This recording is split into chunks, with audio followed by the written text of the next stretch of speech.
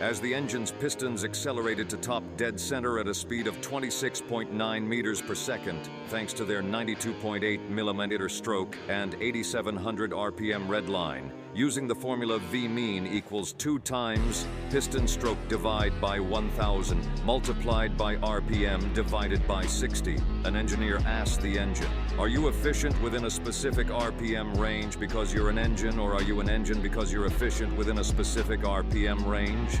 This didn't faze the engine, for he knew he has the highest mean piston speed for any production car, being the 5.2-liter V10 Audi engine, unrivaled in its horsepower and torque output. It was the epitome of mechanical prowess. Chuckling at this low compression ratio humor, the engine responded with a deep purr. "Stand tall and rev loud," said the engine, "for you have forged internals and stiff valve springs to overcome the negative effects of valve float. However, throughout fuel injection, I alone am the multi-point stratified one. You are not just any machine, you are power incarnate." The engineer stood back in fear with a look of disbelief on his face.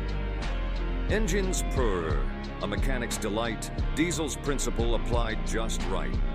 Compression high, not detonation 2, Newton's third law dancing to our tune. Compression's 9-to-1 he had just recited.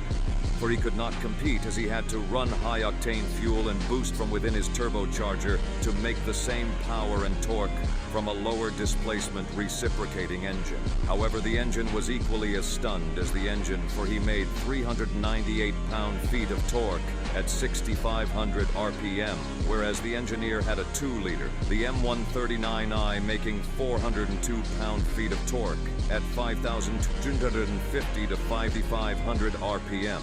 Combining direct and port fuel injection to have the fuel efficiency of a direct injected engine, as well as the intake valves not being full of carbon deposits from the positive crankcase ventilation system.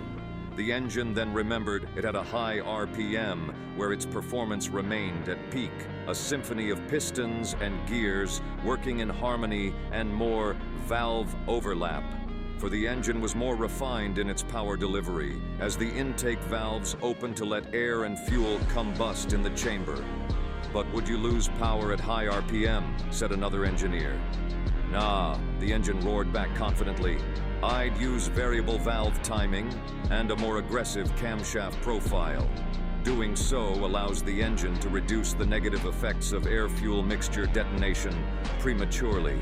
The engineer, with a puzzled look on his face, began to cry, and just like that, with a tear running down his face and grease on his hands, he worked harder than ever before, turning every final drive gear into Excalibur and every connecting rod into Mjolnir.